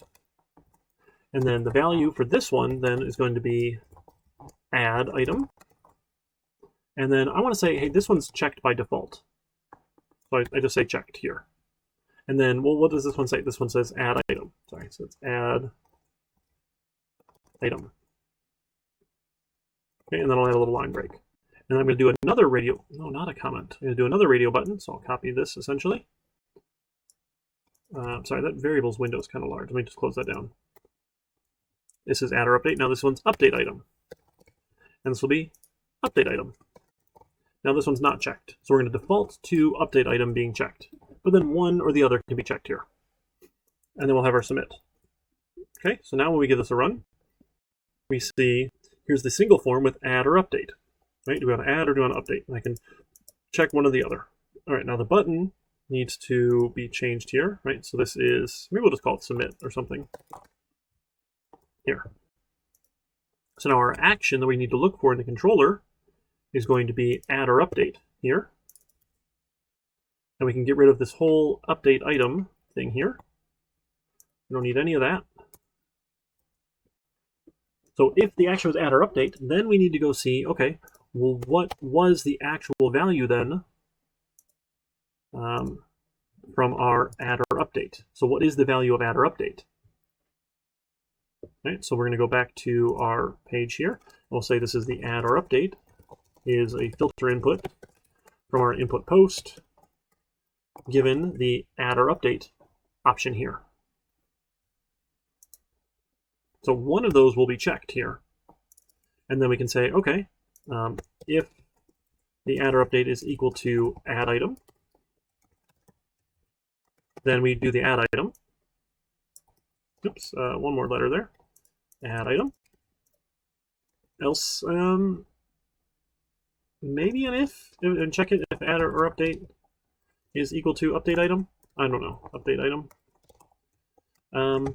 Feels like it's probably the good thing to do here, to call update item, like, or to check another if, and then I don't really have an else, right? Oops, update item. Great. Okay. So if we're add item, great. If we're going to update item, great. Because it's possible to change these values, right? When you have post data, it's possible to change them. So if they gave me something weird, I'm just not going to do anything, right? And I guess we have, I don't know. We could check if it's invalid here, but it should be one or the other because one has to be checked by default. Let's give it a shot. Let's see if that works for us here. So let's go add an item. So let's go add number 6. What should we add here? How about oatmeal raisin cookies? Oatmeal raisin cookies? We've got probably a dozen of those, and those will be $1.99. We'll add them here. Okay, oatmeal raisin cookies added. Now let's go update. Let's go update. Let's go update those oatmeal raisin cookies, and we just ate a bunch of them. Raisin cookies. Now we're down to 6 of them because I just bought a bunch. Sure, $1.99. Submit, and it should update now to 6. Okay, so we can flip between add or update here with our little radio buttons. They're pretty handy. I like radio buttons. They're a lot of fun. Now, checkboxes work differently. Like with a checkbox, you can have multiple checkboxes being checked or not, right? You can have none of them checked, you can have all of them checked. So like your classic example is your pizza. Right? Well, what do you want on your pizza? Do you want toppings? So just check the boxes for all the different toppings you want. And if you don't check the box, you don't want the topping. So there's a couple ways to check all the values in it. It's not too hard. You can just get out the particular value of the checkbox. So you check if it's set. There's an is set method that you'll use. That one's pretty quick to follow. Yeah, we don't need to worry about the arrays. That's fine. Oh, and then the drop-down list. The drop-down list is one of my favorites here. So now let's see if we can clean this up a little bit here. So a drop-down list is a different type of form input here. So for, where's our delete item here? So in this item to delete here, This is a little bit messy because, you know, they have to know what SKU it is that they're typing in, and that SKU might not exist, right? So it'd be nice if we could give them a drop-down list here, right, with all the different SKUs. So we can do that. We can say, hey, I want a, so this is the item SKU to delete. Sorry, we still want the label. And then instead of a text input here, we're going to give them a select input. And the name is going to be the SKU. Okay, inside of the select, then I have to give them options. So each individual option then is an option, and you say the value is, and now the value is what's going to be passed here, and then the text that shows is here, and then you end the option. So these don't have to match, right? This could be something else. Right, here's the option behind the scenes, and here's the display value here. Now this isn't great, right? We don't have to enumerate all of them, but remember we have this list of items, right? We have this. So I'm going to copy this here, and we're going to have a little fun with this. So instead of doing options here, I'm going to say, okay, for each item as item, let's do this thing. Let's give you an option, and then the value then is going to be the SKU. So I'm going to echo out the SKU here as the value. And then the display option then, I want to echo out the name.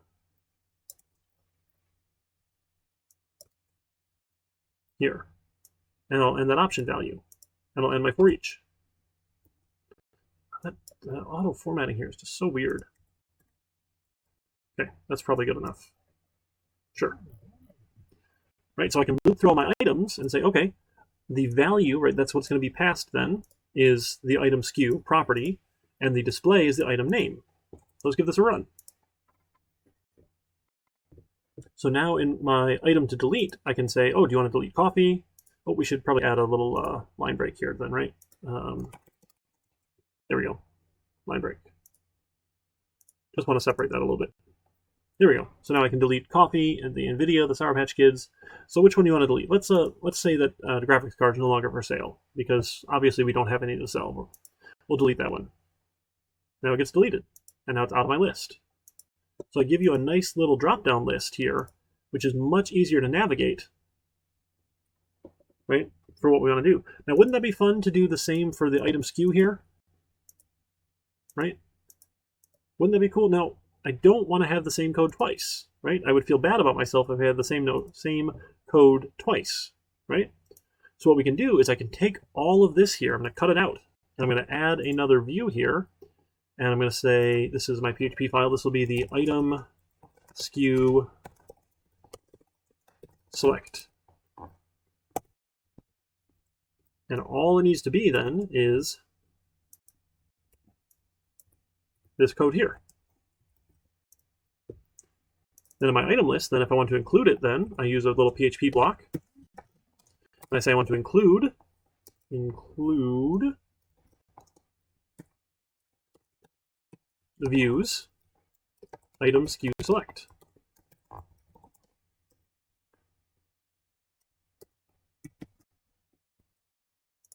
Right, so I just move that code out into a separate file that I can then go include. Oh, no such file. Item SKU select. Did I name it wrong? Item SKU select. Thought I did. Oh, actually, we should include this label too. I want that label to be part of that item SKU select.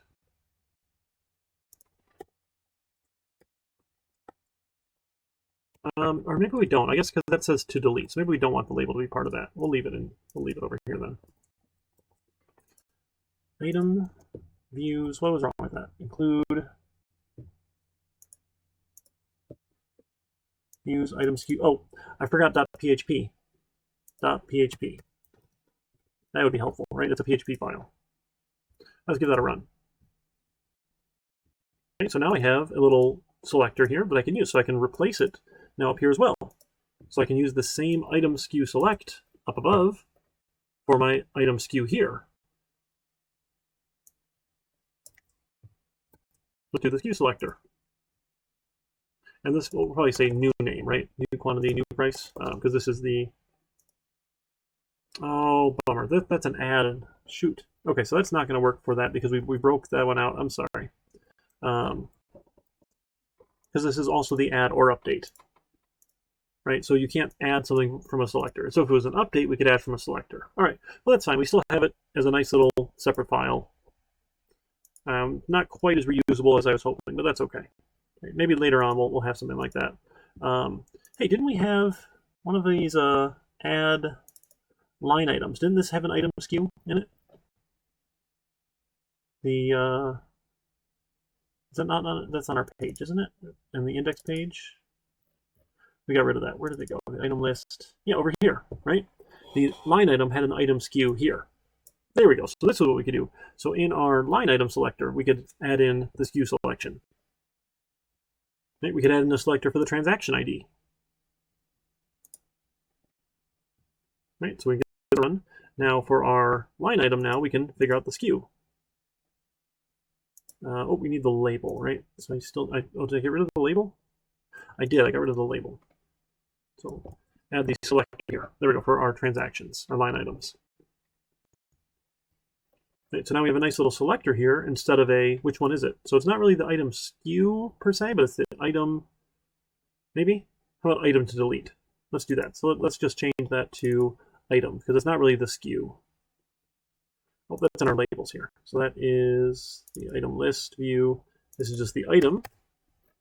And up here, it's also the item. Item to delete. Okay? Just cleaning it up, making it look a little nicer. Look at that, all these tabs open, my goodness. All the different versions. Like, forget, I can just come back and hit refresh, but this is okay. So now, okay, what's the item to delete, right? Or what's the item to add a line item? Right, uh-oh, what happened to our price box? Did I mess up the price box? We weren't using price, right? We were getting the price out, so we don't need the price label. That's right. That was wrong, because we were getting the current price when we added a line item, right? We went and got the current price out. We used to pass price, and now we said, okay, we'll go get the price out for the item price, right? Okay, cool. So that makes sense how we can break out, again, kind of using that view model for here's a view just as a selector. I can reuse the selector anytime I want. Now, the only downside here is if I'm searching for items, right, it's going to limit my items here. So like if I said chip, right? Now the only things I have available are chip here, but maybe that's good. Maybe it's good, maybe it's not good. I'll let you think about what you think of that. So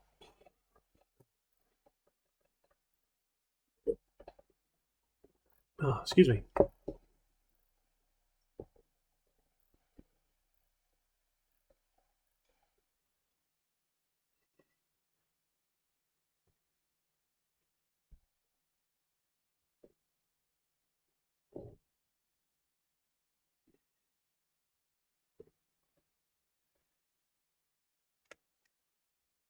Okay, that's about it. There is also one more option. So instead of using echo, you can use print instead.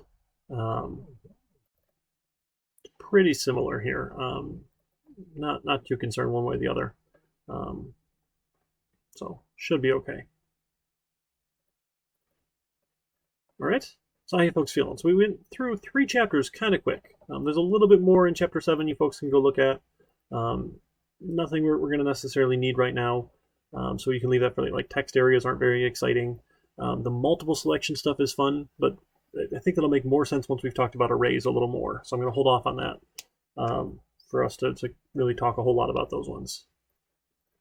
Okay, so should we talk about the next lab, or do you want to take a break? It's been about another hour. We can take a break and then talk about lab, or we can just talk about the lab and then call it a day and move over to lab work time. Whichever you folks think.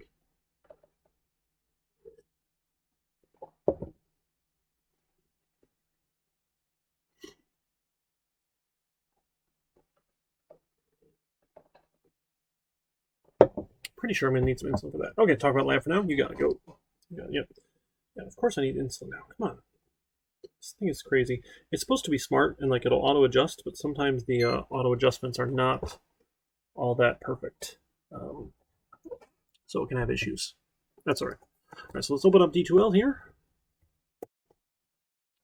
And we go to our classroom so we can have another link.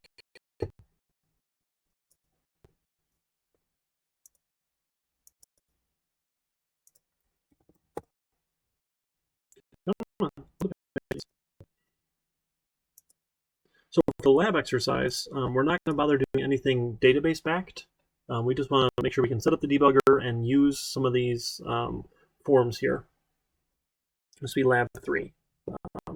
Just some quick little practice for that.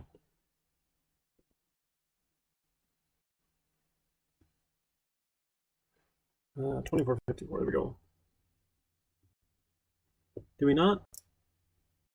Oh, that's right, you had to upload a file for that. That's why. So lab 3, any repository for, you just gave me the file. 2454, 2022, lab 3. Our Java template.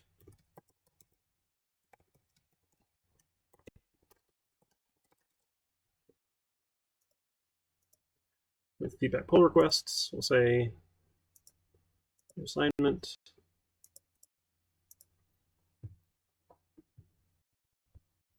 Let me close this down. Try and make this a little faster here. Don't save. Okay. This is lab 3, MVC, and forms. We'll do next week. 6 p.m. 6 p.m. 10 points. Add a new grade item for labs. This is a labs category. Text submission. Submit the URL to your feedback pull request.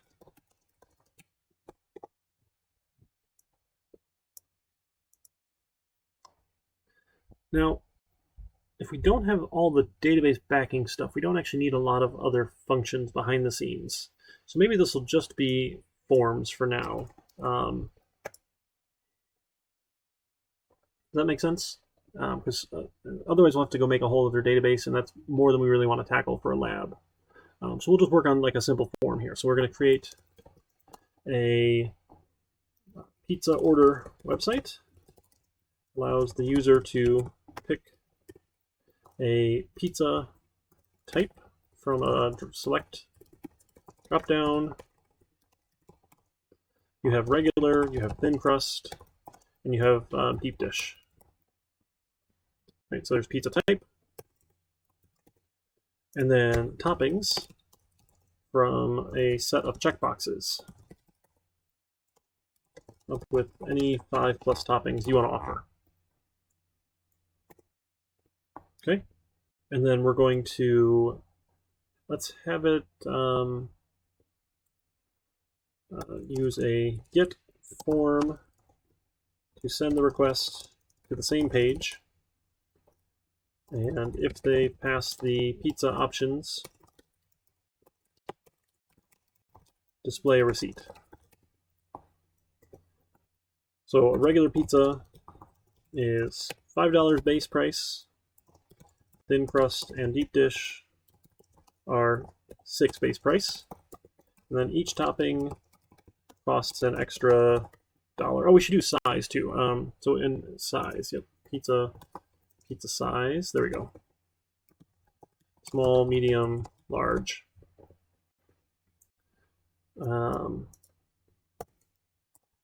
Medium is an extra $3, and large is an extra. No, that doesn't. Let's go with like 2. Medium and large is an extra $4. Another stretch. Thank you. Oh, and sitting here all day. It's good to stretch. Okay. Costs an extra 50 for small, 0.75 for medium, and $1 for large. Okay, and we're just going to display the receipt. So we'll practice using some of those drop-down options. And then let's also have, let's do the pizza size as radio buttons. Let's do the selection drop-down for regular, thin crust, and deep dish, and then the toppings will be checkboxes. So we're going to practice all three of those, okay? A receipt showing their selections. All right, does that sound good? So just some practice using those different input types here. You like drop-down compared to radio buttons? All right, if you feel strongly, Marv, that's okay then. If you wanna skip the radio buttons because drop-downs are superior, I respect that. You can totally go with that. Definitely. Up to you. All right, so that's what we're going to be practicing for the rest of the night. No? Okay. So we'll work on this the rest of the night. I'm happy to hop on some screen sharing sessions with you folks, either on Zoom or Discord, if you need help getting the debugging set up. So now is a good chance to practice any of that. There's nothing like really you need to submit to show me you set it up. It'll just make life easier if it does work. If you never set it up, I'll probably never know, but being able to debug is going to be very useful if you run into something where you just don't know what's going on and you don't want to add all sorts of echoes, right? Because you can always go into your project and just like add a bunch of echoes, just like when you're writing your Java programs. Instead of using the debugger, you can do system out print line and just print all of your variables a gazillion times to see what's happening, right? But using the debugger generally is going to make life easier for you, so you don't have to put all those in and then take them all out or comment them all out, that sort of thing here. Okay, and then we're still working on the rest of our CRUD operations for the database project. I did have someone ask, because when we were doing the line, the transactions, right, we updated the quantity. Don't feel like you need to go update the quantity again if you update the transaction or if you delete the transaction. That's probably more work than it's worth, right? Ideally, that would be nice to like say, oh, look, we undid this, so let's put it back. But that's a lot of work. So let's not go down that road, if that's okay with you. All right. Any other thoughts, questions, or concerns? If not, we'll turn it over to lab time. And happy to hop around and see what else is going on.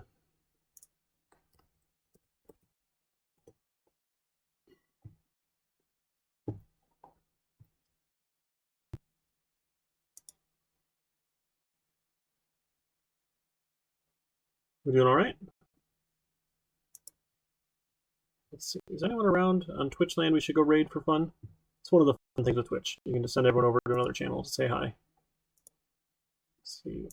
Get this to load. It won't even load. It's so slow for me. Oh, goodness. There it goes. We can do makers and crafting. My friend Boyd is working on things. He's an ex-engineer. I mean, he's still an engineer, but like a full-time engineering job that he quit to do this crafting stuff, which is really cool. I've got a friend who is a game designer, game builder, but she just streams games, so she's not like actually building anything on stream. It's just more fun to hang out. Or our friend Bjorn is playing Sea of Thieves, if that's interesting. Or someone is blacksmithing, if you want to go see a blacksmith. More woodcraft. Got our friend Owen is still streaming, looks like. Doing some wood turning. Got lots of options. Anything sound fun, folks? Anywhere you want to go? Okay, yeah, we can go hang out with Ash. So she is a game designer or game creator. I don't actually know what don't know what the technical term for that is. So we'll go hang out in her channel and say hi if you're interested. And if not, feel free to drop off and we'll go from there. So let me know what I can do to help. And we got the lab, we got the project to work on, and I'll see you folks next week then. Okay. All right. Take it easy.